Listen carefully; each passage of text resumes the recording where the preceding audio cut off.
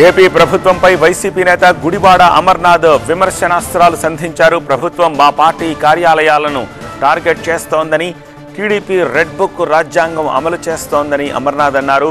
Case కోర్టులో ఉన్న తాడేపల్లిలో కార్యాలయాన్ని కూల్చారని, ప్రైవేటు ప్రభుత్వాస్తులపై దాడులు చేస్తున్నారని, అధికారం ఉందని ఇష్టారాజ్యంగా వ్యవహరించడం సరికాదని అన్నారు. రాష్ట్రంలో టీడీపీ దమనకాండ కొనసాగుతోందన్నారు అమర్నాథ్.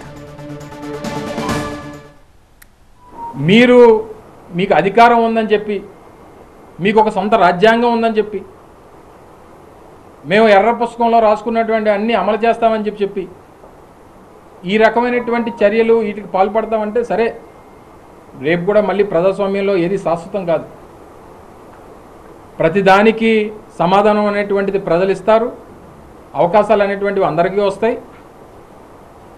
అవకాశం వచ్చినటువంటి దాన్ని ఏ రకంగా IVF ఒక అధునాతన సంతానోత్పత్తి చికిత్స. అనేక దంపతులకు తల్లిదండ్రులు కావాలనే వారి కలను నెరవేర్చుకోవడానికి సహాయపడుతుంది. ఈ రోజే OSS ఫర్టిలిటీని సందర్శించండి. మీరు వినియోగిస్తున్నారు అనేటువంటిది ప్రజలు చూస్తూ ఉన్నారు.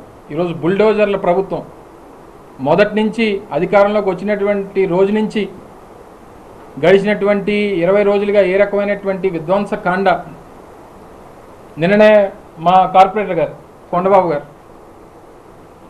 మన 4వ వార్డు 4వ డివిజన్ కార్పొరేటర్ గారు, 4వ డివిజన్ కదా, రాత్రి ఆయన ఇంటి మీద రాళ్ళు రువ్వారు. ఇల్లు అద్దాలన్నీ పగలగొట్టారు.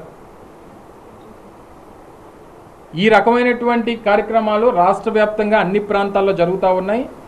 సరే, ఇప్పుడు ప్రభుత్వ ఆస్తులు అయిపోయినాయి, వ్యక్తిగతంగా నాయకులు అయిపోయినారు. ఈరోజు మా పార్టీకి సంబంధించినటువంటి పార్టీ కార్యాలయాల మీదకి వచ్చారు.